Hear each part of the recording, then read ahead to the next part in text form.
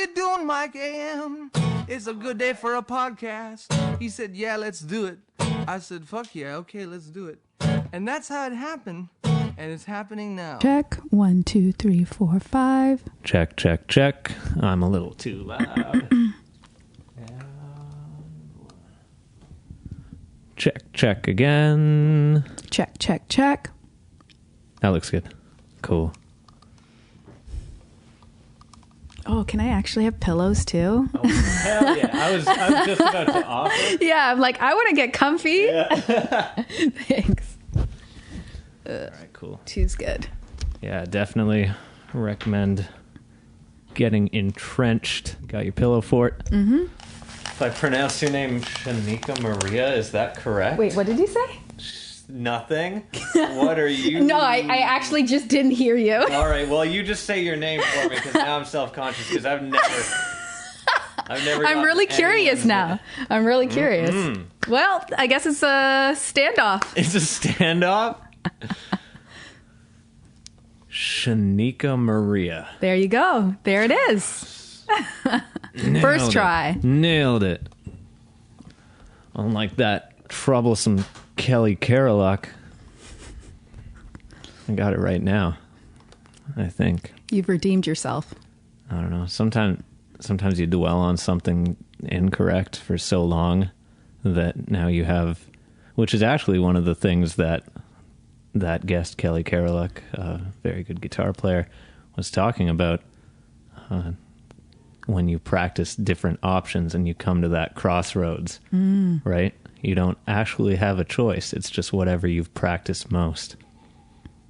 Goes with remembering names, I guess. Mm-hmm. All right. All right. Our guest today is Shanika Maria, Hamilton, Toronto-based singer, songwriter, guitarist. What else do you like to think of yourself as? Doer of things. Doer of things. Speaker of a couple of languages. Sort of. Not well, but like working on it. Yeah. Working on lots of things, working on lots of creative pursuits, but, doing them well? Probably not, but that's okay. That's life. Yeah. So, is the trip to Colombia musical at all, or? It will be. It will be? Yeah. Ooh. What are the plans? It's kind of up in the air. So I'm just going to go get out of my current physical space that I'm in, and physical space and mental space that I've been in, and explore something new, explore a different music scene, art scene, different people, learn a new language.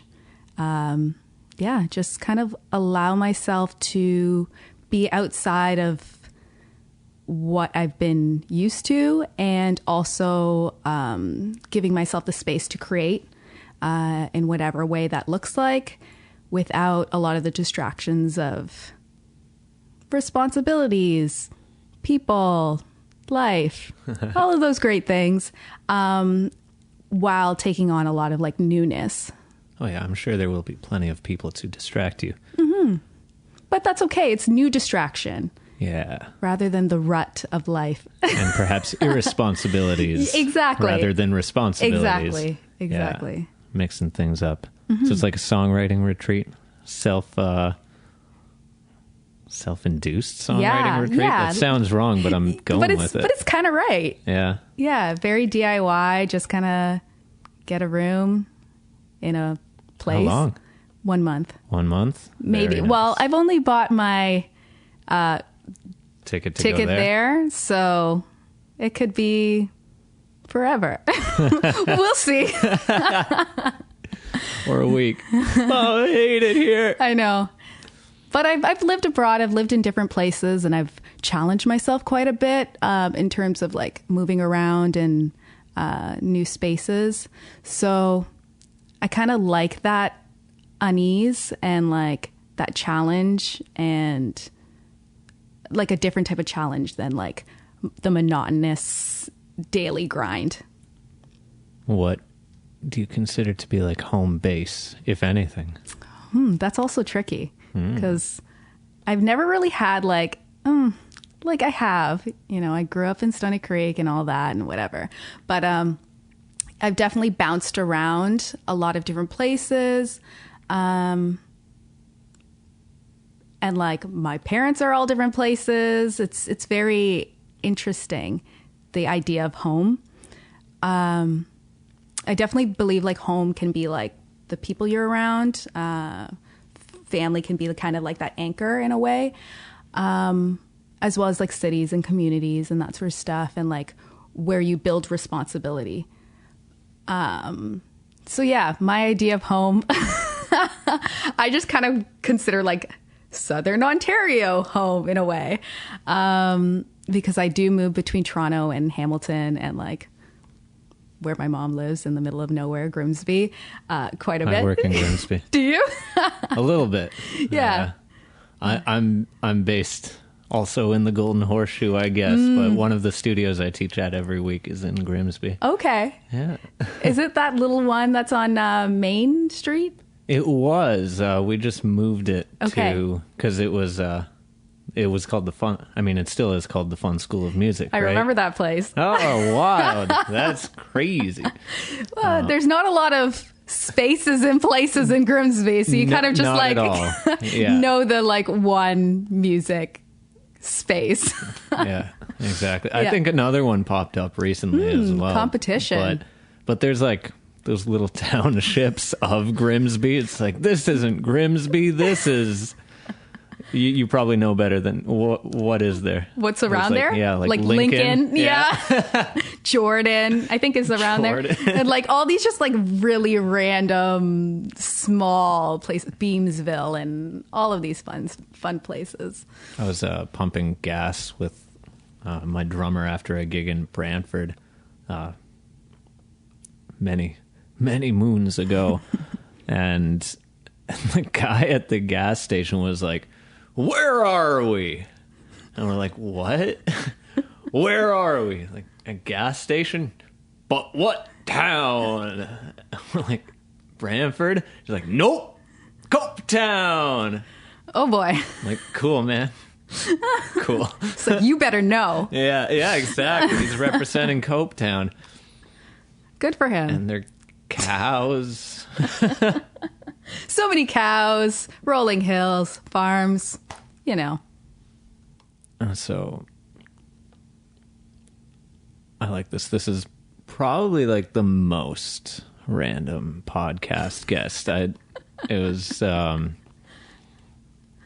It's been fun delving a little into your discography after on a whim, because we had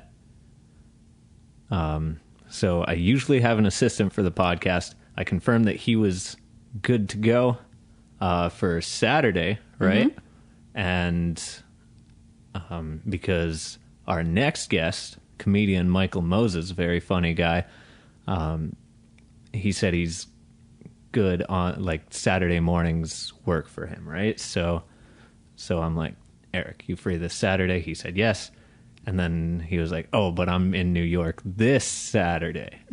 Right? So and I was already kind of in contact with you about that gig, which you can't do. I was like, "Podcast?" And you're like, "Yeah." Yeah, why not? And I was like, "Dope," because I just saw the one music video. I was like, this can't be terrible, at the very least.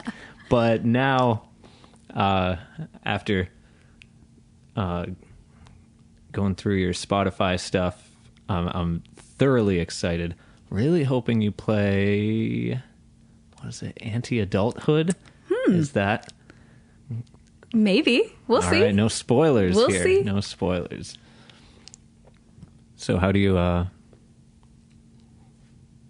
what's your approach to being in the Golden Horseshoe music community?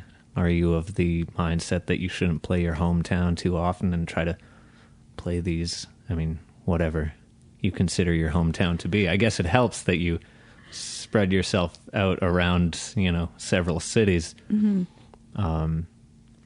If you play a place and then something comes up a few weeks later, you're like, "Oh no, I can't do that. I gotta..." I wouldn't really say I have much rhyme or reason to how I do most things, including making music or playing music. It's probably healthy.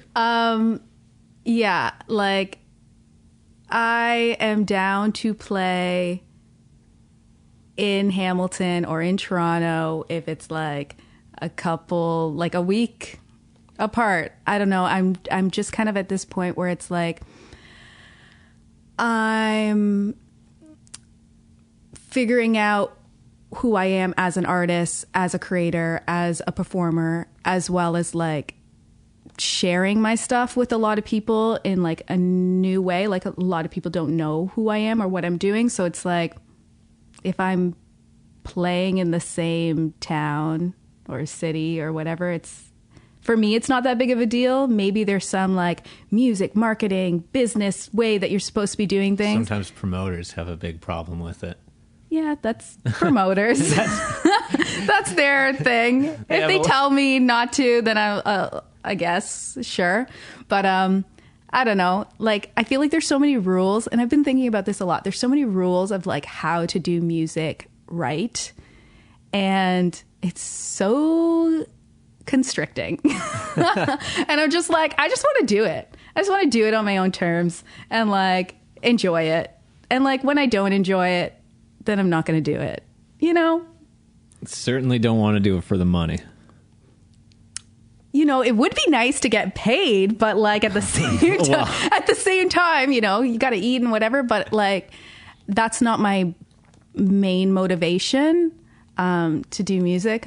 But it's also like, you know, I have a lot of like conflicting ideas and contradictions. I live my life as a walking contradiction. Like the Green Day song. Sure. Sure. But yeah, like it's one of those things where it's like, it's something I love to do. It's something I'm passionate about. It's something that I need to do. But at the same time, it's like when you create something, when you put something out, when you are doing work, you should still get paid to do that. And it's not something that people should expect for free. But I also feel like the whole, like, how do you market yourself the best way to be the best whatever is just like super exhausting and takes away from the creative process for me. So it's like something I'm like, how much do I have to do before I get burnt out by doing all that shit? Can I swear on this? Oh, yeah, the last episode we did was all swearing, basically. Okay, great.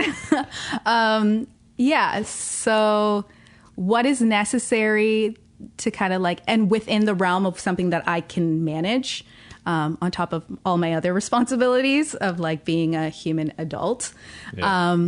Yeah. While still holding on to the enjoyment of creating and doing something that's artistic and that I really enjoy. Mm-hmm. I think that two things that really have to go is, and they're on opposite ends of the spectrum, is the expectations from both promoters and concert goers that you should just do this for the love of it. And on the flip side, the entitlement from certain artists that I need all this shit done for me and provided for me, right? Because as an artist, you can really shoot yourself in the foot and miss out on just great things that are just part of the experience of like doing music and being together, you know? And I get that you need to draw a line in the sand sometimes and be like, I won't do work under these conditions, yada, yada, yada. But at the same time, you'll see, you know, you might see the pictures or be in a conversation and everyone's talking about this like charity show or some festival where no one got paid, but there was like some sick jam that broke out and you weren't a part of it. And you're just like, shit. Yeah, I think that's the thing. It's like everything. And like, even with your own personhood, you have to figure out like, what's your value system? And like, there are going to be things where they're like, no way, never going to do that. But I don't know exactly how I feel about this, but like, I find money doesn't need to be so rigid depending on what it is. Like, if it's a charity show and you're doing it for an organization that you really care about, or like something along those realms, like for me, I'm totally cool with like doing a free show for that. And I am doing that. But anything you want to plug? So I'm playing the Pride Defenders event at, well, it's tomorrow. This is not going to come out. It's coming out on Tuesday. So I am also playing the charity event for Sasha that is going to be taking place at This Ain't Hollywood with Ellis, Jesse Lanza, and Jasmine Burke also performing. Ellis is super cool. Very cool. Love her music. Yeah. So that's going to be a really good show. And yeah, I'm very excited for that. So your first EP, at least on Spotify, Childish Games. Very different from your latest release, Subtle Uncertainties. How what's like the time frame of those two groups of songs? So Childish Games, that was released summer 2017, and the songs that are on that EP are like old, real old. Like, yeah, because I saw on your YouTube page you're playing some of those like 5 years ago, right? Yeah. So I like wrote those like 6-7 years before I even put out the EP. And yeah, like with music, I didn't think I was going to ever do music. It was just kind of like something I did for myself, and like kind of just like didn't really fall into performing, but like it just kind of like happened where I slowly started doing it a little bit more, and then got to this point where it's like, I guess I make an EP, you know, right. As it's like, okay, I'm doing this thing and people are like, I would like to hear your music when you're not performing in front of me. And I'm like, oh, okay, I guess it's about that time. So I had just like a lot of music and a lot of things that were just kind of like accumulating. And yeah, so started putting that together 2016. Yeah, like summer of 2016. And then I left for France. That kind of like got put together, came back, and then was like, here's an EP. Oh, cool. Yeah. So you're kind of sitting on that finished album for a little while? Yeah, like a lot of stuff was like happening here behind the scenes. Like my part did that, went off on my travels, and worked with Aaron Hutchinson.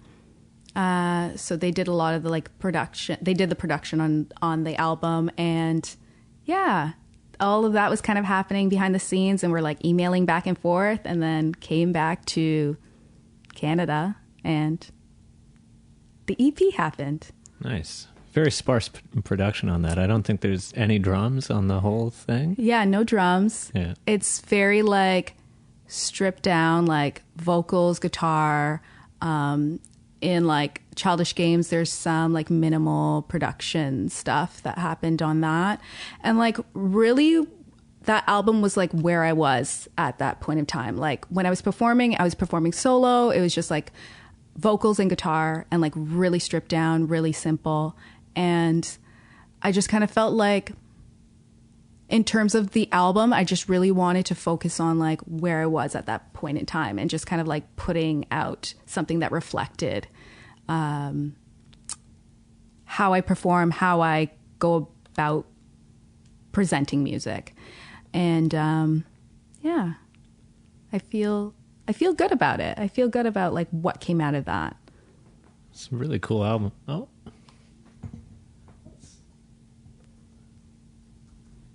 Make sure this. I gotta get that Caffeine app Eric was telling me about. See, this is the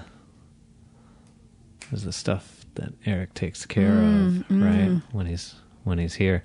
Also looking stuff up, if you ever mention it. He's got it like that.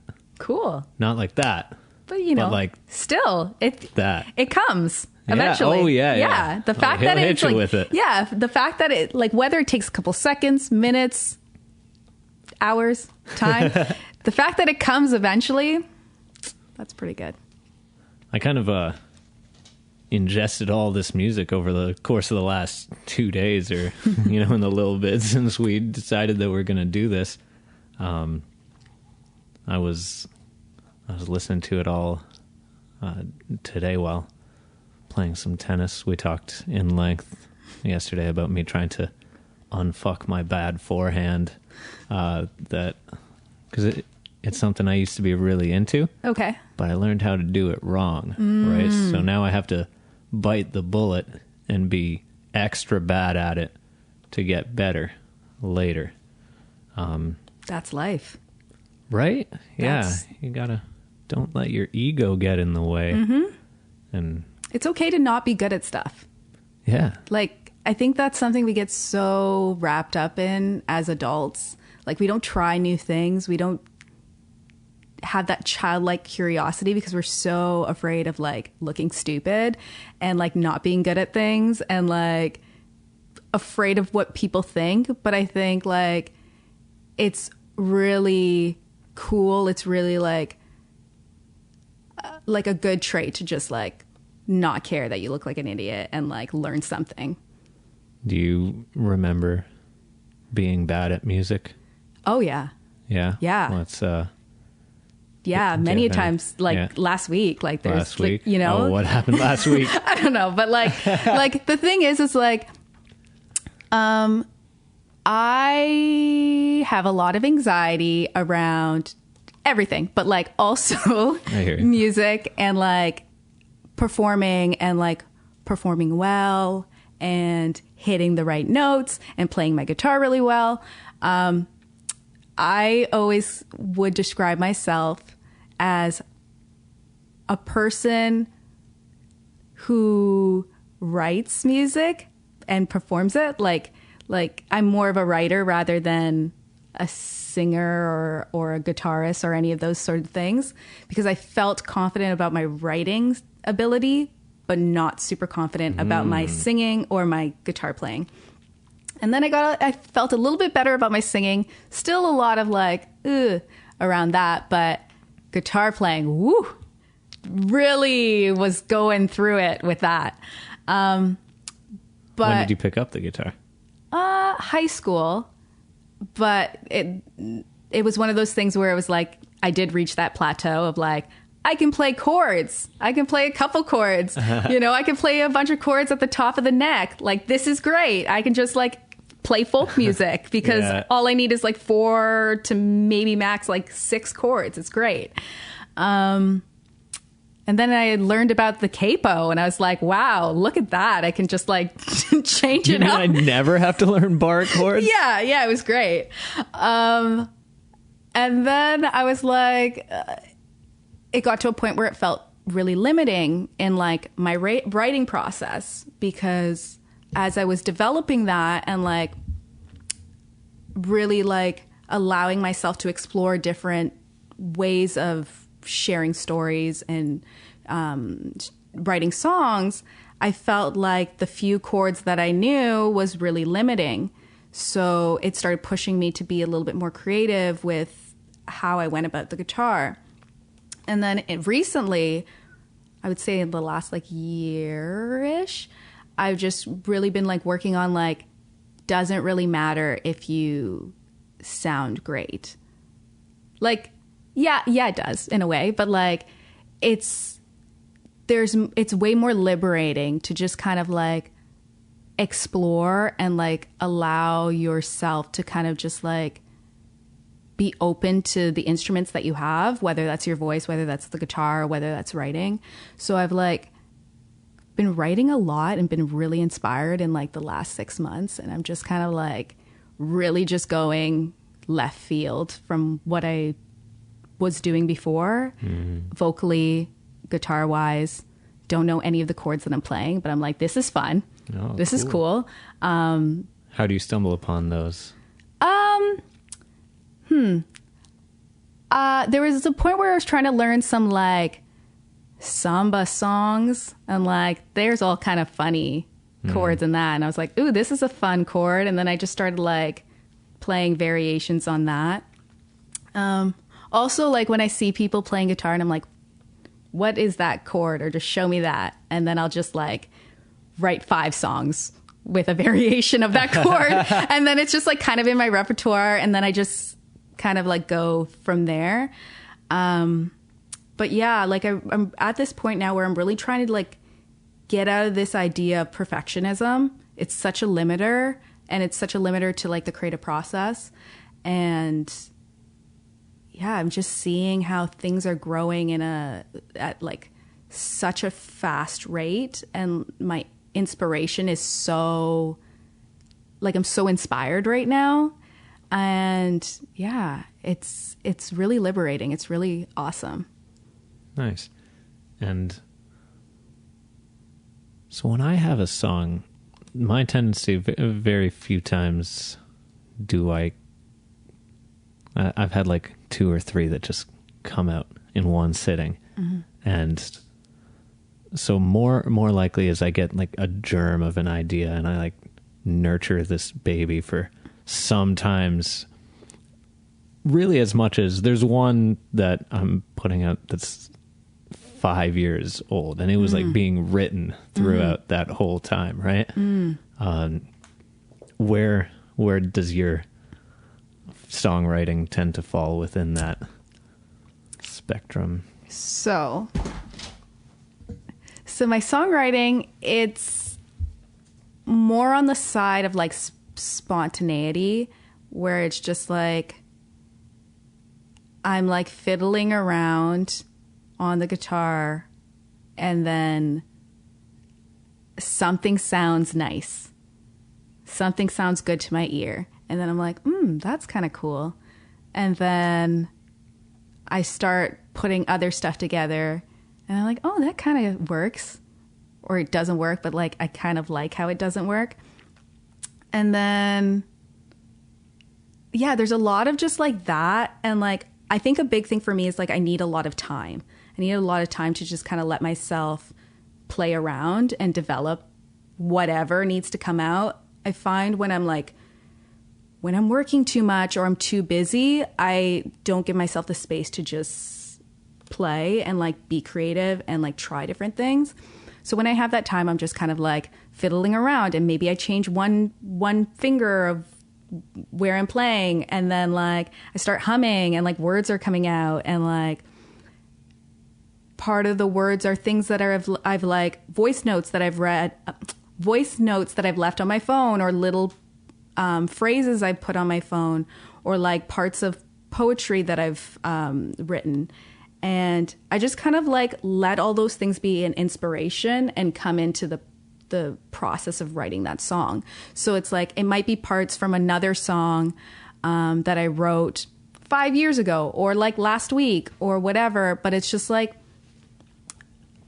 allowing all of those things that I did previously to just come into this experience of writing, and let it be whatever it is, finish it or not, and just let it do its thing. So sometimes I have like all of these chord progressions that I really like, and I'm like, I haven't found lyrics to them. And like every time I really, really try to like push lyrics on them, it just doesn't feel right. But sometimes I just like come up with a new progression, and like maybe those lyrics that I had for that one song work with another thing. It's just like letting things be as they need to be. And it sounds so like hokey dokey and like hippy dippy, but I don't know. I feel like just kind of taking a step back and like not trying to be so perfect all the time when it comes to my writing process has really opened me up a lot. Do you have any that came words first? Where you had like basically a poem, and then you're just like, how do I put this to music? Yeah. So actually, Mouth Eaters off of both albums.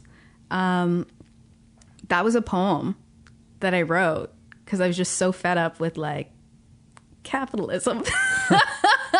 And I wrote this poem just for myself and whatever. I'm like, this poem's not going anywhere. And somehow... Psych, it's on both albums. Yeah. I'm like, go back to that one. I'm saying some shit, but it's very ambiguous and you don't know what I'm talking about. Yeah. So where was I going with that? Words first. Words first. Yeah. So I had the words first and was just playing around on my piano and thought like, let's try out these words that I have. Like, I felt like the words that I had in that song were really like interesting. I forget what the word is for when like there's a really interesting sound of a word. You know, like it's not like whatever. That's sidebar. That doesn't matter. Anyways, but like I'll keep thinking and I'll let you know if I think of something. It's almost I lost it. Yeah. Anyways, not superficial, but almost like aesthetic, but not with your eyes, like with sound. Yeah, in a way. Yeah, I just really liked how the words sounded. They just like... That's with mouth eaters? With mouth eaters. Yeah. I just felt like the words were really like staccato and like visual and kind of like gross in some of the visualizations of them. And I was like kind of coming up with this piano chord progression. And I'm like, this would be interesting just like to hear this kind of like staccato-y poem over this. And yeah, it kind of worked. And I was thinking about this, and are you a fan of Incubus at all? Maybe a little bit. Have you ever gone past Drive? Yeah, like I only know a couple songs. I don't know their stuff. So with like their earlier stuff, there were a lot of... It was the first time I had been exposed to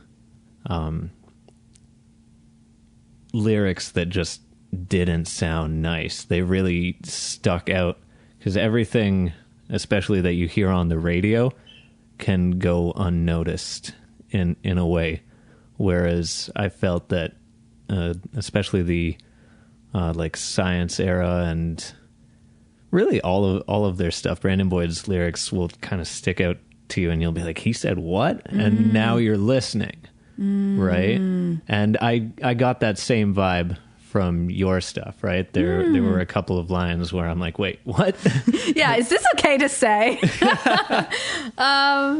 Yeah, I think about that sometimes, about what is necessary to say. And like,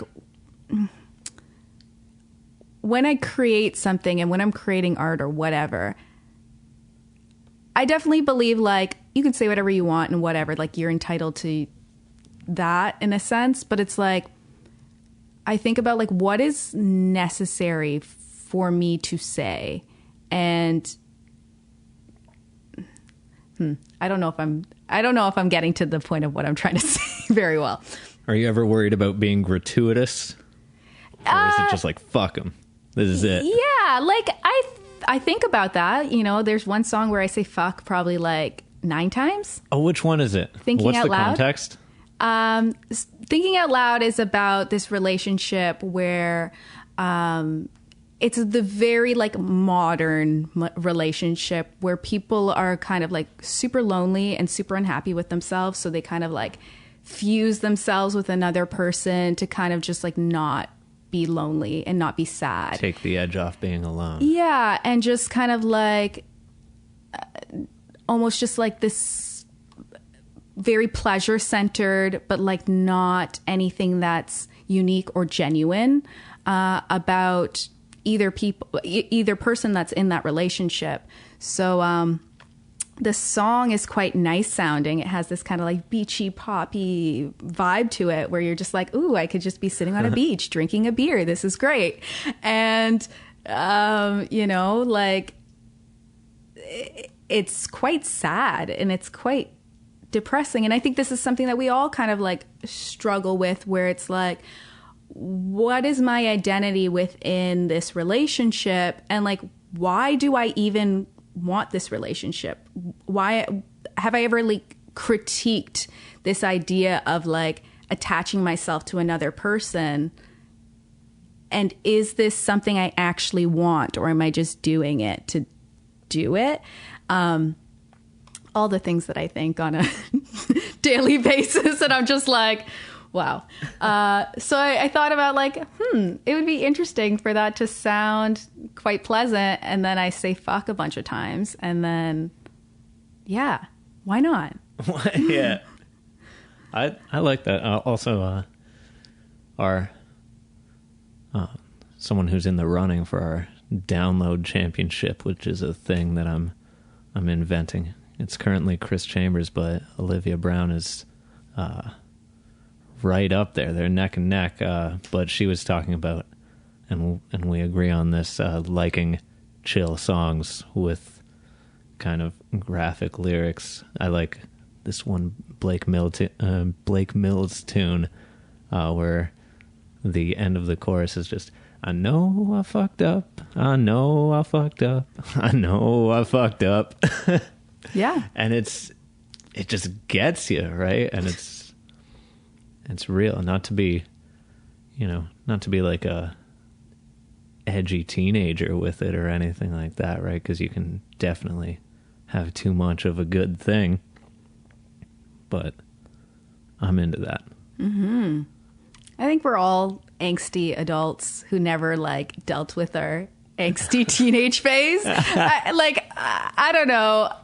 I think we're also kind of like, oh fuck, like gotta be over that like angsty shit and whatever. You're like out of your teen years, but like it's so much unresolved BS that we're bringing into adulthood and bringing into every other aspect of our lives. So, you know, gives lots of content for me, like lots of inspiration.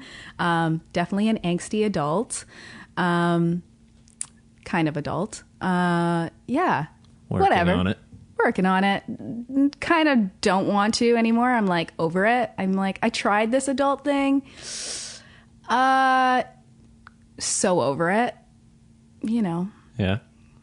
I think it's overrated and perhaps even a myth to some degree, I guess. Mm-hmm. There's certain things like, you know, sometimes when you're thinking grow up, even to yourself, you know, you catch yourself thinking something really, really silly and you just grow the fuck up. I get that. I get that. There's a time and a place for everything. There's a beauty in growing up and growing wiser and growing more aware. But I think a lot of the things that we value in like adult society, lots of air quotes that are going on, are bullshit. Like the 40-hour work week, bullshit. Agreed. You know, having things, bullshit. I mean, as just a musician, to have things. It can tend to be a much more hours work week. But let's not talk about that. Yeah.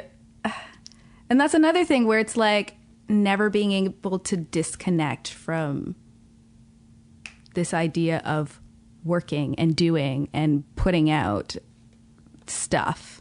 It's kind of like you become part of that machine of just doing it. It's for what you do for work does definitely become your identity, at least in our society. Yeah, I do think like Western society and like, especially as we export Western society to the rest of the world, it's this idea of like, are you a productive member of society? And that really like comes out of like, well, what do you do?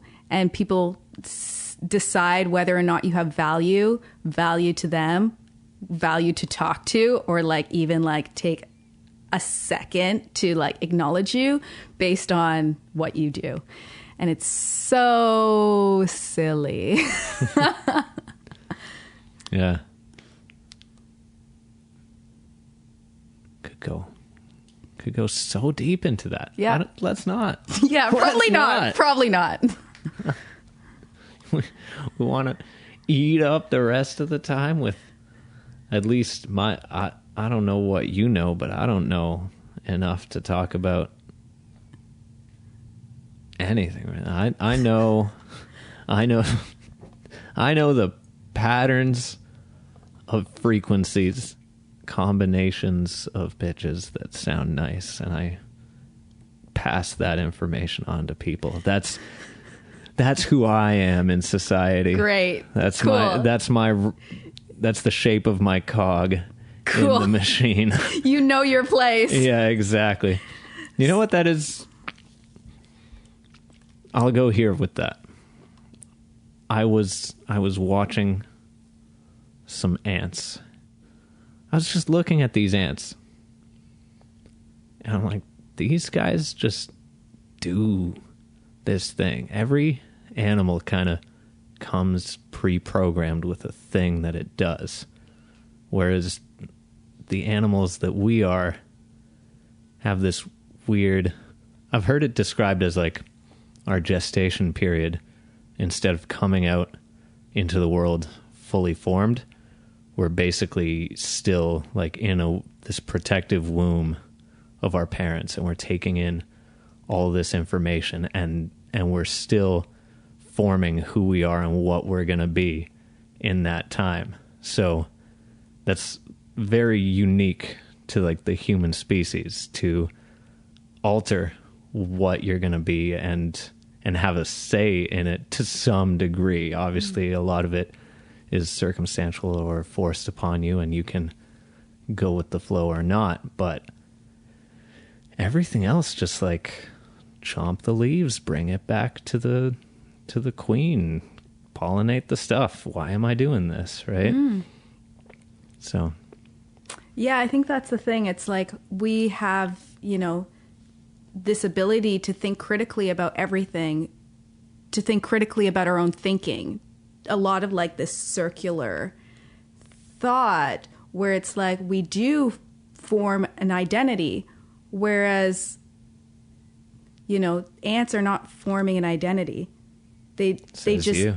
well, maybe they are, but like They're just really zen with it. They just don't have all of those brain processes to do that, right? So they're just doing these things that are innate and, for survival.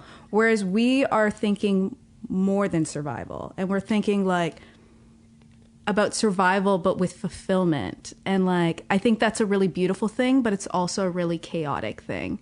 And, thinking about like, what is our place in the world, and like, what is our place in society, and like, how does me as a person, as this individual, as this special thing that came to be, what does that even mean? Like, we don't have any answers for any of that shit, and we're just like trying to figure it out. We are. And it's like, it's wild, and it's a lot of pressure to have it figured out by like when, you know what I mean? We're supposed to have it figured out by adulthood, and it's like, what is adulthood? Like 18, 19? I don't know, whatever it is in Canada. Like, that's so much pressure, and that's like, what, a fifth of your life or whatever? Like, like I'm in my mid-late 20s, and I'm like, fuck, I don't know who the fuck I am. And I think that stop, like not trying to control what that is, and like what you're supposed to do and what you're supposed to be and what life is supposed to be and all of that shit, like opens you up to like just actually doing shit, because we'll get so focused on like thinking about it to a point where it's like, well, it's just, I can't think about it anymore. Let me just like follow the herd, because that's so much easier, rather than like thinking about it and then like finding some way to like create enough of an identity to move through life that doesn't need to be fully formed. that doesn't make sense. Saying a lot of words.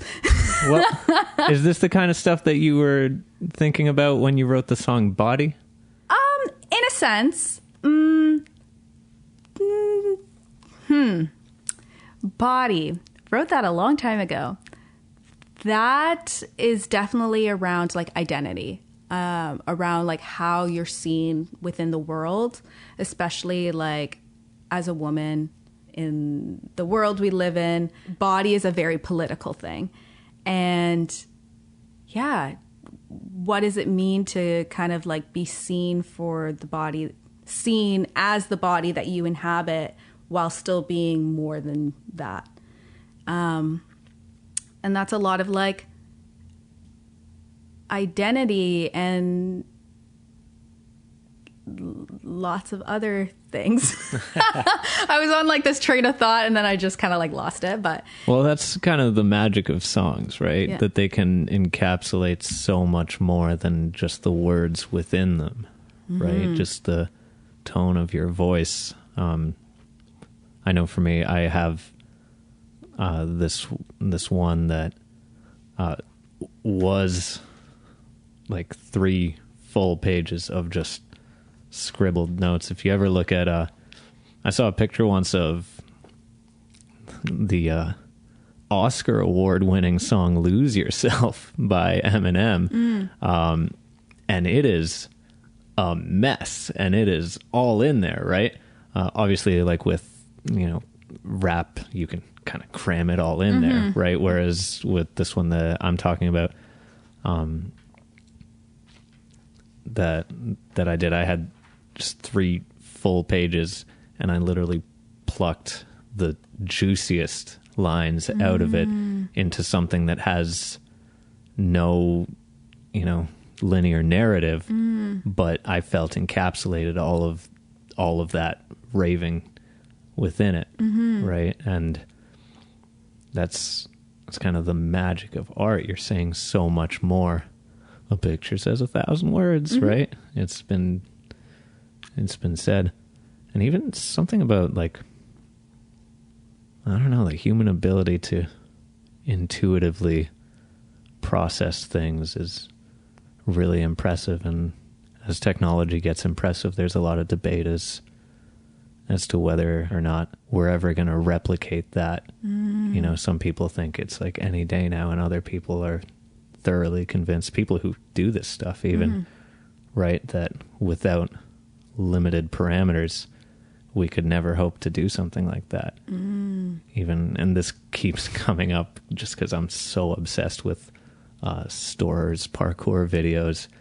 You think about all of the, like, if you had to design a machine that takes into account its own weight and the gravity of the earth and, the distance it needs to jump from point A to point B, or something like a golf swing or something like that.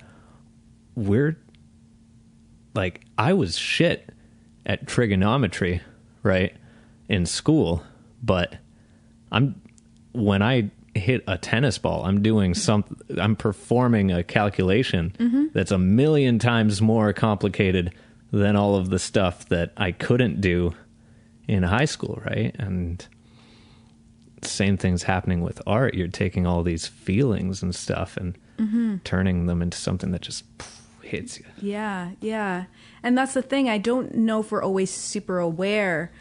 When I was writing these songs, I don't think I was super aware of what I was doing. It's similar to that, golf swing or whatever, where you're like, are you 100% aware of what you're actually doing? Those calculations, all of those things, what is the end result is going to be. So when I'm creating, I'm just kind of like, these are some words and these are some feelings, and it might be about this and it might be about that, but then you put it out and it becomes something, and there's almost like this afterthought of like, oh shit, yeah, this was about that. Nice. And I think that's really cool, and like it's almost like a really interesting way to kind of like look at myself and like how I process anything or the world, where it's like I've created something, I look back at it and I'm like, oh shit, I'm talking about all of these things that happened, or this situation, or whatever, or how I felt at this time.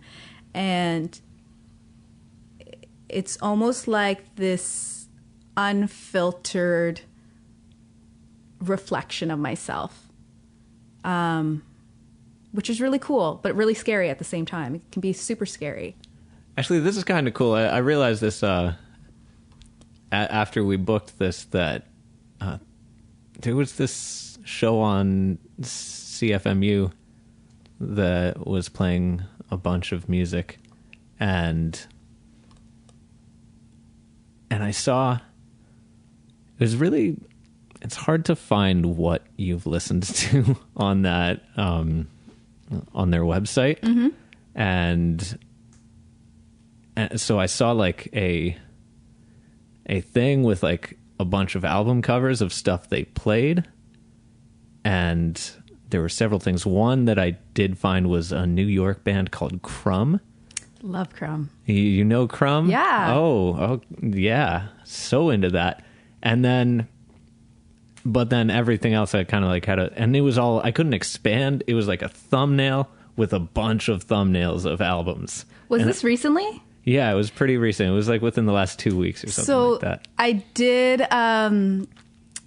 taping with Alicia Main, and she does put a record on. And for that one, she asked me, like, what is some songs that you really like? And like, so I told her a song by Crumb and like Jessica Pratt and like random people. And like, she made a playlist with all of those. But she was also playing your whole album, right? Yes. Yes. So when I went to Spotify, I was like, oh shit, this music that I was looking for is being performed live in my space of living. What the fuck? Yeah. That's like, as soon as I saw the album, I recognized one of the little thumbnails, and I'm listening to it, and I was like, oh, what's happening here? Yeah. That's kind of cool. Yeah, it's very That's cool. kind of odd, you know. I chalk everything up to coincidence. I'm like weirdly scientific and detached, as well as being like really in the know about all the mysticism and superstitions and the occult. And I love, what is it? Astrology. Cool. Yeah, the one that's not just looking at what's up there, the one that's making really bold assumptions about what you're seeing up there. Mm-hmm.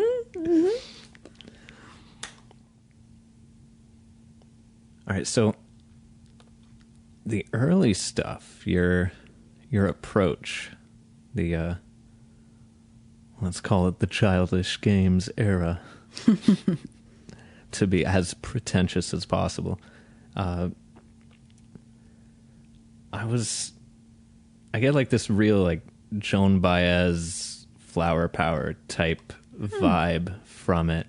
Like it just, or even, you know, that song like The Battle of Evermore by Led Zeppelin, where they had the only other person who ever performed. No? Nope. It's cool, but it's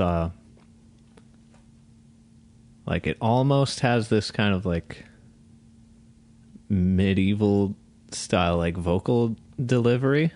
And I was just wondering where what I'm hearing was coming from. Interesting. Yeah, I've always listened to a lot of different stuff. Still listen to a lot of different stuff. But it's difficult for me to have like direct influences with stuff. Part of that comes from having a really bad memory.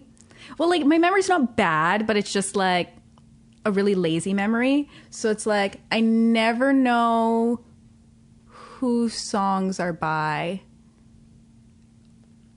or like there'll be all these songs I'm like, that's a great song, but I just like don't know who sings it. Wow. So it's just like everything just becomes a hodgepodge of like mushy, different genres and songs out in the world that I heard once or many times, and like just kind of like funnels into what I end up creating. So it's like, and like that can be a blessing and a curse. I wrote a song recently and I'm like, oh, this is so good, but it sounds exactly like something. Like exactly. Like this first part sounds exactly. And I'm like, where is it from? Couldn't tell you for so long. Then I realized I took it from a Crumb song. And then it's like, it's not the whole song. It's When you listen to the song, you're like, oh, it's just reminding me of this. But it was pretty on the nose of one part. But I was also like, that is creating. We are always influenced by everybody and everything. It's a tricky world with like inspiration and copyright and all of that sort of stuff. But yeah, like I haven't put the song out anywhere. I've like performed it twice maybe. So for right now, whatever.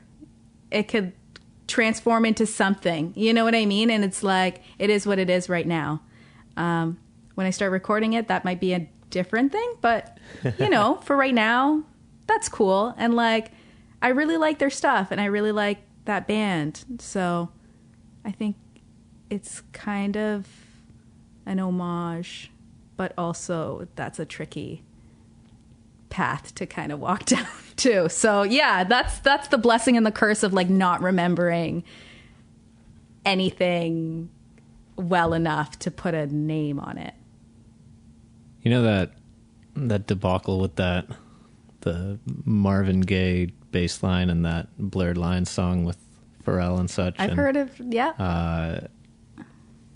I remember before that listening to an interview with where Pharrell, he admits blatantly to going through Marvin Gaye songs and stealing grooves, which you're kind of allowed to do, that's like a tricky business. I think they did actually end up being forced. I don't know if they settled, but I think they tried to fight it and they did, have to pay out, which is a weird shift in the music industry because you can't copyright like an 8-beat groove, right? Or a chord progression, even if you did admit outright to stealing it, right? So yeah, it's tricky. It's a tricky thing. I don't know how any of that stuff works. I try not to be an asshole. Sometimes that happens, like when I stole the chords from that Crumb song. But well, there's still time to not put it out. yeah, it hasn't been released, and I figured out what song I stole it from. And yeah.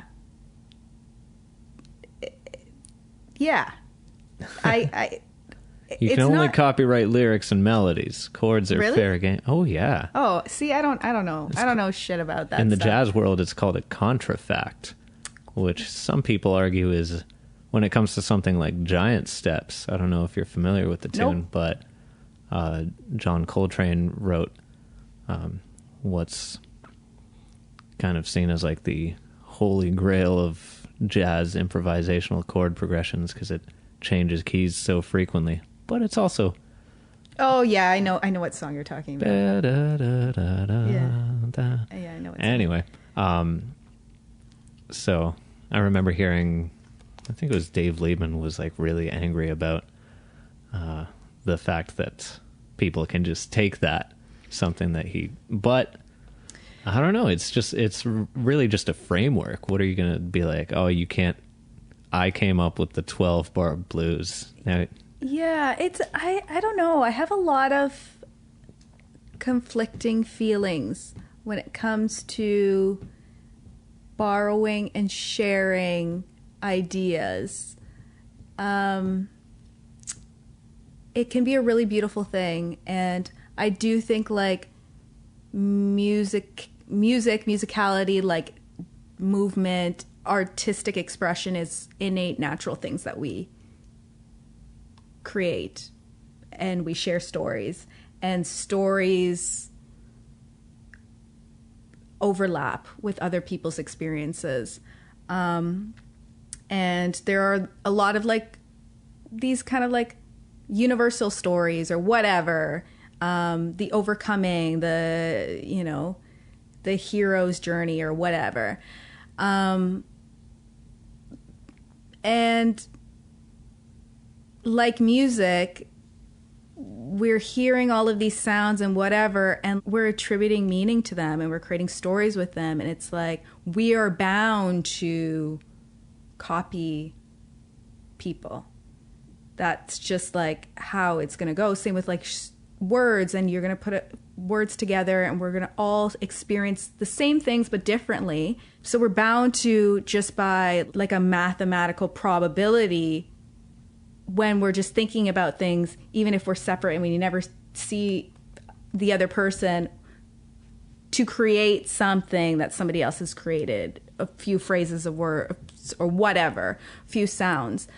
So I just think it's like so tricky, but it's also like acknowledging where things come from, and like paying respects is super important too. There's a lot of politics within that. There's a lot of like other things that I don't need to get into, but like I just think it's just such an interesting thing. And I always think that it's so interesting that it's always these big music companies that already have a lot of money, that fuck over all of their musicians and whatever. Another side point. They're the ones who are trying to save face, and they're the ones who are trying to get all the money, rather than, and it's always just from like, you know, regular old somebody who's just like inspired by it. Like I always find that so wild that it's like, it's more about like this kind of like capitalist mentality of like hoarding more money and like exploiting the little guy. That's when those things get enforced. I don't know. It's really wild to me. It's super complicated. So complicated. With art's so pure, and Mm-hmm. you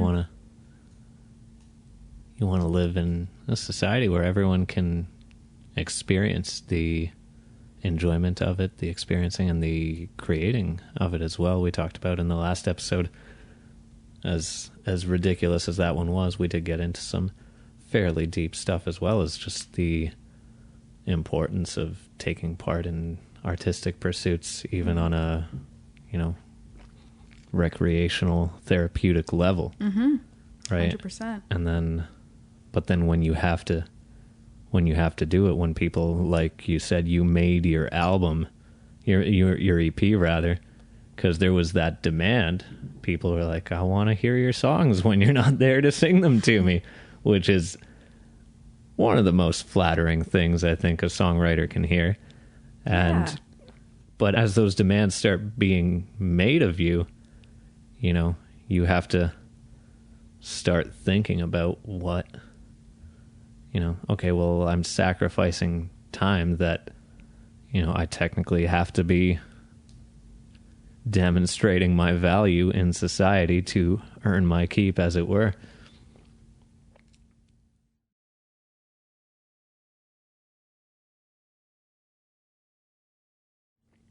This is the portion where you would plug upcoming shows. I know you already did a bit of that. Any releases, website, etc. Any introduction you'd like to make to the songs that you're going to play? I make music. And yeah, if you like it, if you like the songs you hear, they're on Spotify and Apple Music and on the internets. I'm around the internet. My website is shanikamaria.com. And yeah, if you like it, listen. If you don't like it, that's also cool. ShanikaMaria.com is the hub. Chris Chambers used that word the other day, and it was so tacky that I'm taking it. Here's some tunes.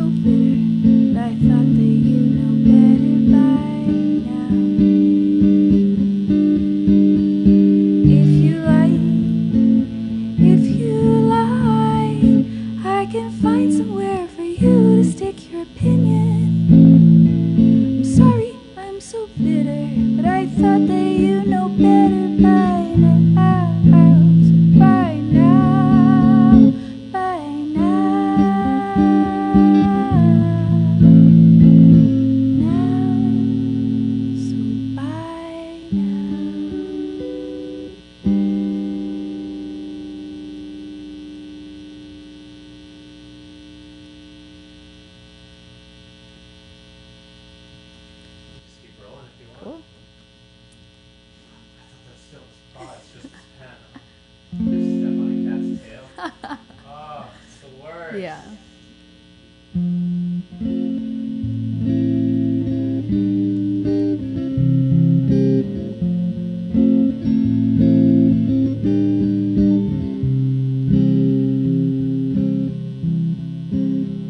I've got a love affair with my enemies.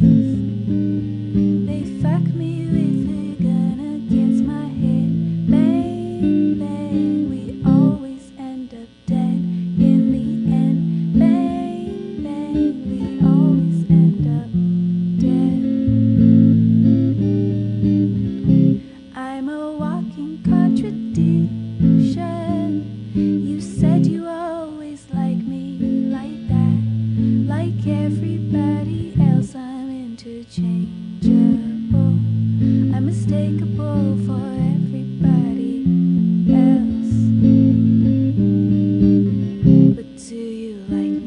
you like me, you really, really like me, don't you?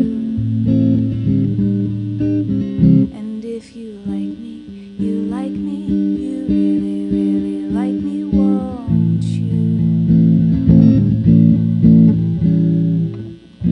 We could fuck this up right, don't you know? Sell all our things and take this on the road, but I'm just thinking out loud.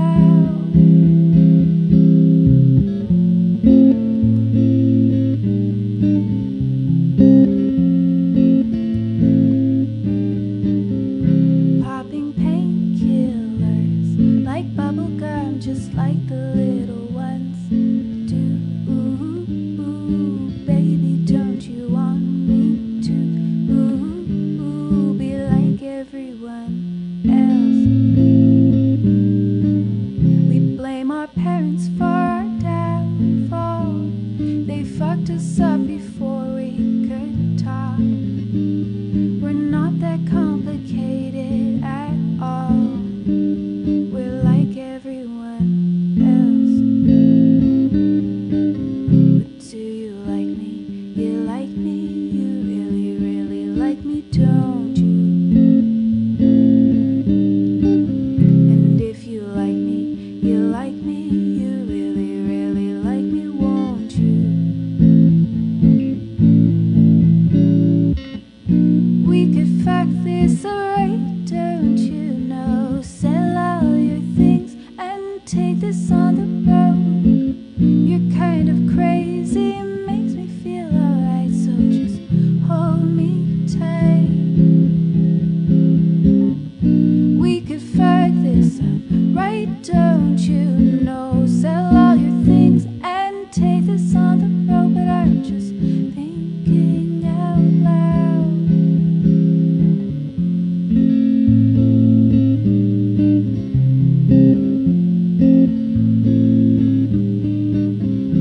I'm a walking contradiction. You said you always liked me like that. Ooh, baby, don't you?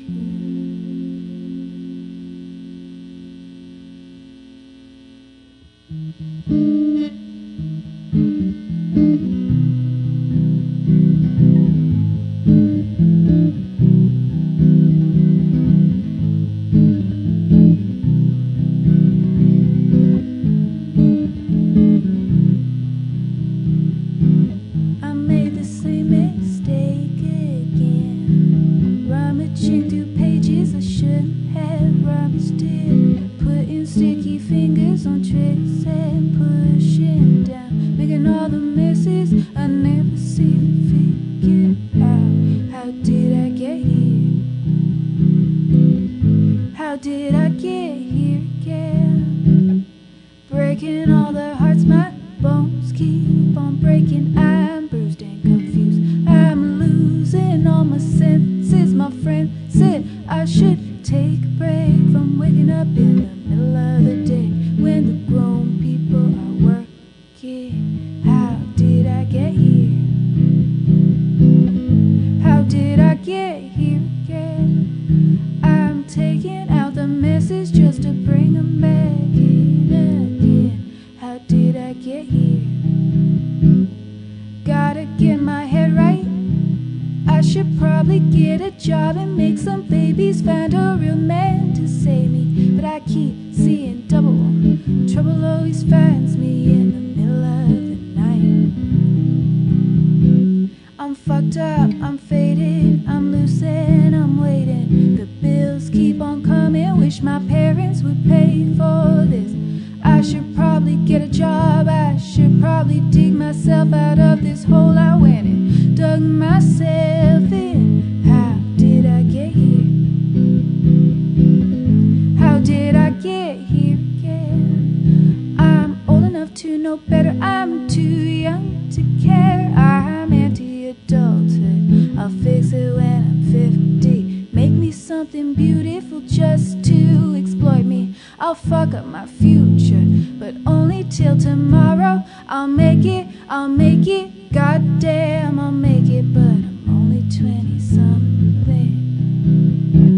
I'll make it, goddamn, I'll fake it, but I'm only 20 something.